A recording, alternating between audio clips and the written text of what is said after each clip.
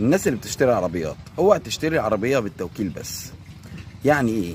يعني احنا كل بساطة لما بنيجي نشتري عربيات او اي عربية بيكون صاحبها بيروح يعمل لك توكيل في الشهر العقاري خاص بالبيع لنفسك او الغير، وبتعتبر كده ان البيع تم ومية مية وعشرة عشرة والدنيا تمام. عايز اقول لحضرتك الكلام ده غلط تماما. ليه؟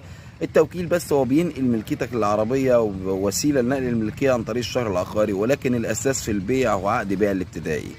طب ايه فايدته يا عم حسن؟ ما احنا طول عمرنا بنشتري توكيلات. طبعا ليه فايده كبيره جدا، لانك انت مثلا كم واحد من الناس اللي اشترى عربيه ولبسها؟ التوكيل مش ما بيرجعش عربيات لاصحابها او ما بيعملش تعويض او بشرط جزائي او ايا كانت ايه هي.